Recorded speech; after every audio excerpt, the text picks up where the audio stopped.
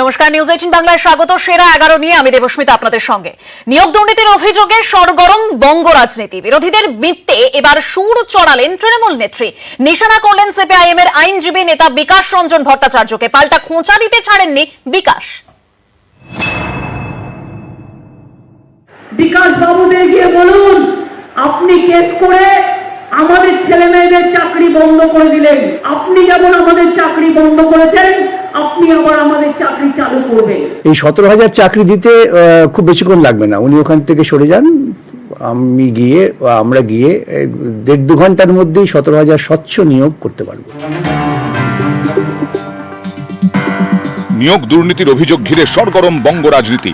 একের পর এক মামলায় সিবিআই তদন্তের নির্দেশ কলকাতা হাইকোর্টের। থমকে নিয়োগ, এই ইস্যুকে অস্ত্র করে শাসক দলের বিরুদ্ধে পথে নেমেছে বিরোধীরা। এই পরিস্থিতিতেই মঙ্গলবার আসানসোল থেকে পাল্টা সুর চড়ালেন তৃণমূল নেত্রী। বিকাশ বাবুদের গিয়ে বলুন, আপনি কেস করে আমাদের ছেলে মেয়েদের চাকরি বন্ধ করে দিলেন। আপনি যেমন আমাদের চাকরি বন্ধ করেছেন, আপনি আবার আমাদের চাকরি চালু করবেন। এরা প্রতিদিন একটা নাটক করে বেড়াচ্ছেন কেউ কেউ। আমার 17,000 চাকরি রেডি হয়ে পড়ে আছে, কিন্তু কোর্ট যেহেতু সবকিছু প্রসেস নিজে দেখছেন, তাই আমার পক্ষে করা সম্ভব হচ্ছে না। আর আপনারাই তো কেস করেছেন কোর্টে, আমি তো কোর্টের অর্ডার মানবো ভাই। বেশ কয়েকটি নিয়োগে দুর্নীতি মামলায় মামলাকারীর হয়ে সওয়াল করেছেন আইনজীবী বিকাশ রঞ্জন ভট্টাচার্য, যিনি সিপিআইএম এর নেতাও। মমতা বন্দ্যোপাধ্যায়কে পাল্টা জবাব দিতে তিনি দেরি করেননি। নিয়োগটা স্বচ্ছভাবে করতে হবে। উনি যদি অস্বচ্ছভাবে নিয়োগ করেন, দুর্নীতি করেন, তার বিরুদ্ধে বিকাশবাবু সিপিএম এর লয়ার হয়তো আদালতে সাহায্য করবেনই। উনি সামান্য জিনিসটা বলে যাচ্ছেন, মামলাটা করছেন আবেদনকারীরা, যারা নিয়োগ চাইছেন মেধা ভিত্তিতে। কর্মসংস্থান নিয়ে এদিন কেন্দ্রের বিজেপি সরকারের বিরুদ্ধেও সুর চড়ান মমতা বন্দ্যোপাধ্যায়। इंडिया में अनएम्प्लॉयमेंट 40% बढ़ गया, बांग्ला में एम्प्लॉयमेंट 40% बढ़ गया। रेले प्राय 80,000 পোস্ট তুলে দেওয়া হয়েছে। চাকরি পাবেন কোথা থেকে? এখানে বিজেপি মিথ্যে কথা বলছে। 24 সালের ইলেকশনের আগে লালিপপ দেখাচ্ছে, লালিপপ মিথ্যে কথা বলছে। যিনি সমালোচনা করছেন তিনি তো এখানে পয়সা ছাড়া চাকরি দেন না। নিশ্চয়ই কোথাও চাকরি তৈরি হচ্ছে, তবে তো বাংলা 45 লক্ষ লোক গিয়ে অন্য রাজ্যে করে খাচ্ছে। কর্মসংস্থান ঘিরে এভাবেই হাওয়া গরম। নিউজ 18 বাংলা। অগ্নিপথ নিয়ে সেনাকে আসরে নামালো মোদী সরকার। মুখ্যমন্ত্রী মমতা বন্দ্যোপাধ্যায়কে চিঠি সেনার। চিঠি লিখলেন ইস্টার্ন কমান্ডের লেফটেন্যান্ট জেনারেল আরবি কলিতা। চিঠিতে আর্জি জানানো হয়েছে 4 বছর কাজের পর অবসরপ্রাপ্ত অগ্নিবীরদের জন্য রাজ্য সরকার কর্মক্ষেত্রে সংরক্ষণের ব্যবস্থা রাখেন। রাজ্য পুলিশ থেকে বিভিন্ন বেসরকারি ক্ষেত্রে অবসরপ্রাপ্ত অগ্নিবীরদের কর্মক্ষেত্রে সংরক্ষণের আর্জি জানানো হয়েছে। গত 24শে জুন মুখ্যমন্ত্রীকে এই চিঠি দেন ইস্টার্ন কমান্ডের লেফটেন্যান্ট জেনারেল।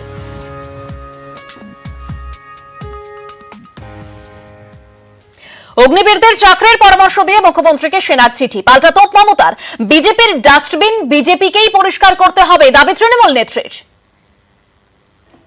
আমার কাছে একটা চিঠি এসেছে, কোন একজন কর্নেল ভাই, তাকে আমি রেসপেক্ট করি, আমি আর্মিকে অলওয়েজ রেসপেক্ট করি।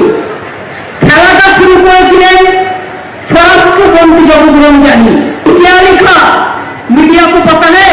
और लेटर में लिखा, जो 4 वर्ष में काम करेंगे लोग, उसका बाद हमारा डाटा बैंक आप रख दीजिए और आप स्टेट बोर्ड में उसको नौकरी दे दीजिए। तुम्हारा मां क्यों है?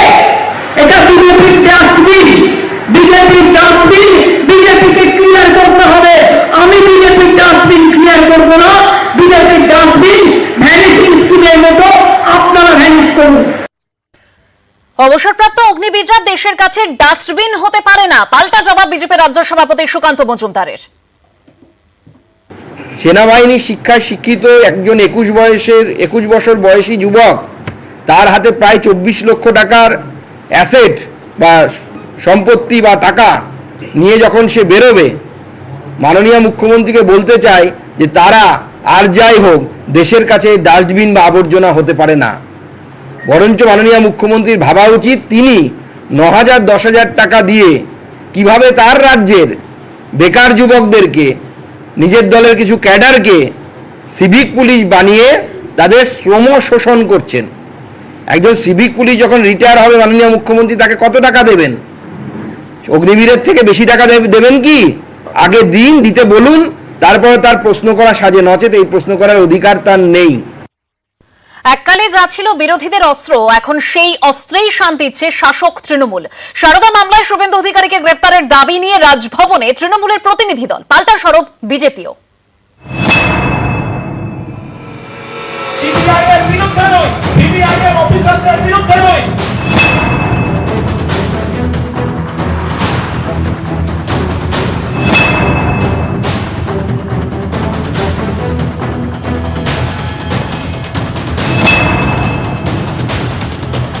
বিজেপি যারা ভাব দেখাচ্ছে, মানুষের কাছে নেই, কথায় কথায় ভাব দেখায় যে রাজ্যপাল বা রাজভবন যেন আমাদের, কিন্তু রাজ্যপাল সবার ঊর্ধ্বে থাকা উচিত।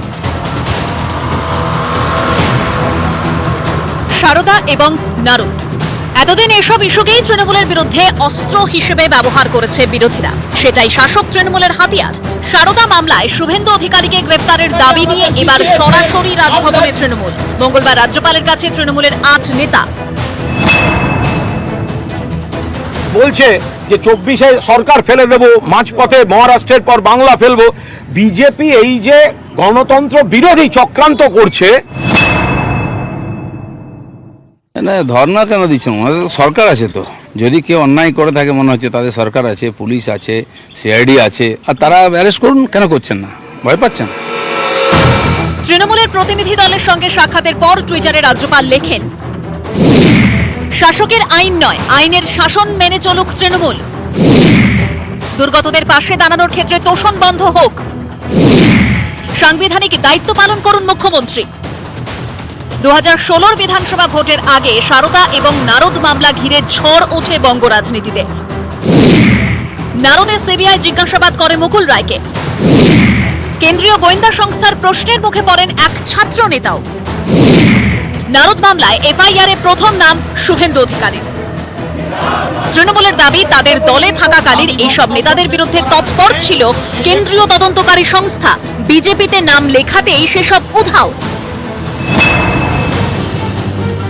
যারা বিজেপিতে গিয়ে নাম লেখাচ্ছেন তাদের এগেনস্টে তদন্তগুলো হচ্ছে না, তাদের তদন্তের বাইরে পাঠিয়ে দেওয়া হচ্ছে। সম্প্রতি সারদা কর্তা সুদীপ্ত সেনের মুখে শোনা যায় শুভেন্দু অধিকারীর কথা। কতবার টাকা নিয়েছে সেটা আমি বিস্তারিত দিয়েছি, অনেক টাকাই নিয়েছি। কাঁথিতে কার কথা গিয়েছিল? শুভেন্দু অধিকারী ব্ল্যাকমেল করতো। হ্যাঁ, এরপর থেকেই আসরে তৃণমূল।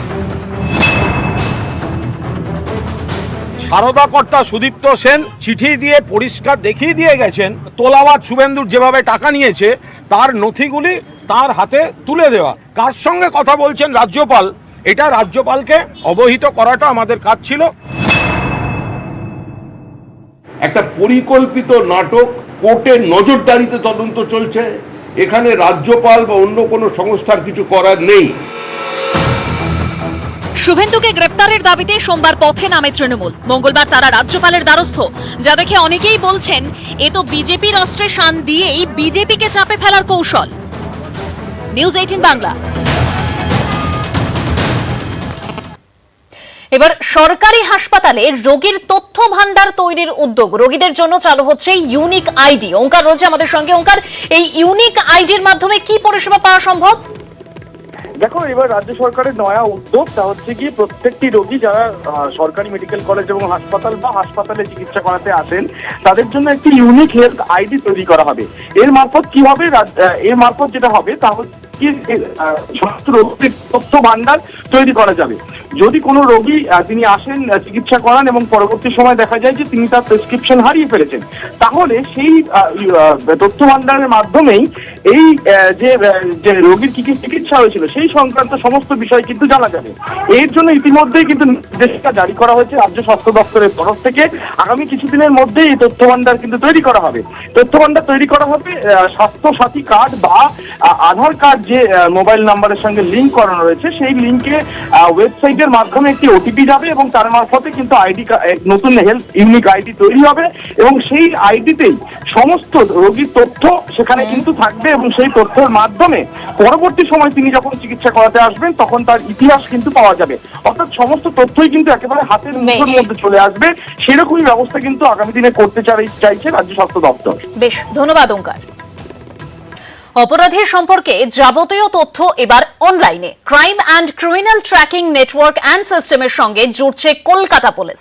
এর ফলে এক ক্লিকেই অপরাধের সম্পর্কে তথ্য পেয়ে যাবেন তদন্তকারীরা।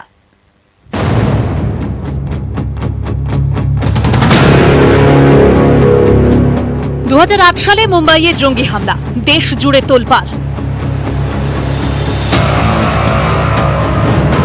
এই ঘটনার পর অপরাধ দমনে crime and criminal tracking network and system চালুর সিদ্ধান্ত নেয় তৎকালীন ইউপিএ সরকার। এই সিস্টেমে অপরাধীদের যাবতীয় তথ্য মেলে অনলাইনে। 2013 সালে চালু হয় সিসিটিএনএস। এই সিস্টেমের সঙ্গে যুক্ত কেন্দ্রের বিভিন্ন তদন্তকারী সংস্থা, বিভিন্ন রাজ্যের গোয়েন্দা সংস্থাও।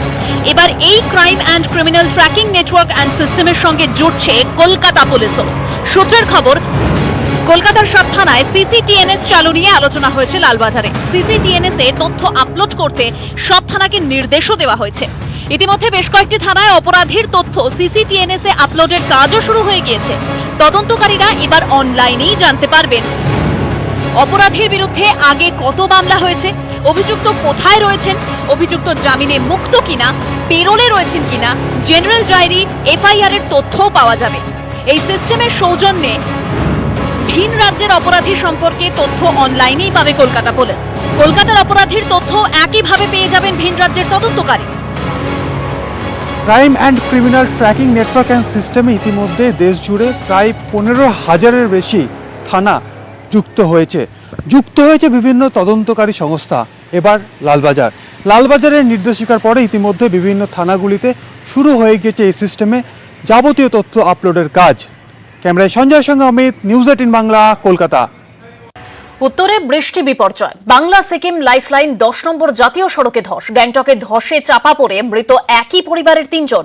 ফুঁসছে করলা নদী। জলপাইগুড়ি শহর, ধূপগুড়ি, ফাঁসি দেওয়া সহ একাধিক এলাকা জলমগ্ন। একটানা বৃষ্টি, 10 নম্বর জাতীয় সড়কে ফের ধস। মঙ্গলবার সকালে সেবক থেকে 5 কিলোমিটার দূরে কালীঝোড়া এবং আন্ধেরি ঝোড়ার মাঝে নতুন করে ধস নামে। বাংলা সিকিম লাইফলাইনে বন্ধ হয়ে যায় যান চলাচল।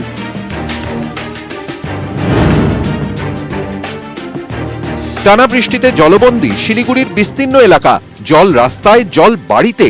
জলমগ্ন এনজেপি স্টেশন লাগোয়া আন্ডারপাস। বন্ধ অটো, টোটো চলাচল। জল থই থই পুরসভার সামনের রাস্তা থেকে কলেজপাড়া। অবিরাম বৃষ্টিতে ফের জলমগ্ন বিধান মার্কেট। আমাদের পুরো টিম, আমাদের কনজারভেন্সি ডিপার্টমেন্ট, আমাদের ডিজাস্টার ম্যানেজমেন্ট ডিপার্টমেন্ট, আমাদের ইঞ্জিনিয়ার্সরা, কমিশনার, সবার ছুটি বাতিল করা হয়েছে। টানা বৃষ্টির জেরে বাগডোগরা বিমানবন্দরে ব্যাহত বিমান পরিষেবা। মঙ্গলবার 26টি বিমান বাতিল করা হয়। একাধিক বিমান দেরিতে ওঠানামা করে।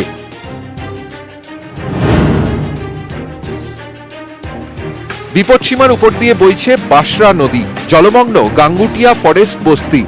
জলমগ্ন শিলিগুড়ি মহকুমার ফাঁসি দেওয়া ব্লকের বিধাননগর, মিলনপল্লী, বেলবস্তি, পশ্চিম সদরঘাট সহ একাধিক এলাকা।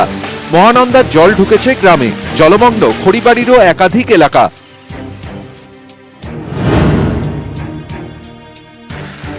জলমগ্ন জলপাইগুড়ির কদমতলা, পান্ডাপাড়া, মহামায়াপাড়া, মোহন্তপাড়া, রেসকোর্স পাড়া সহ বিভিন্ন এলাকা। করলা নদীর জলে প্লাবিত নিচ মাঠ, পরেশ মিত্র কলোনি। ঘরবাড়ি ছেড়ে অনেকেই আশ্রয় নিয়েছেন ত্রাণ শিবিরে।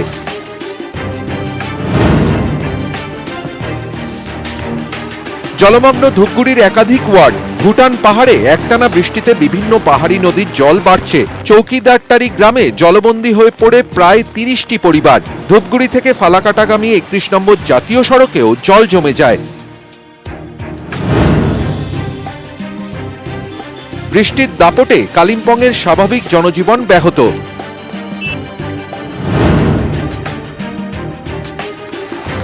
রাতভর বৃষ্টিতে কোচবিহারের একাধিক রাস্তাতেও জল।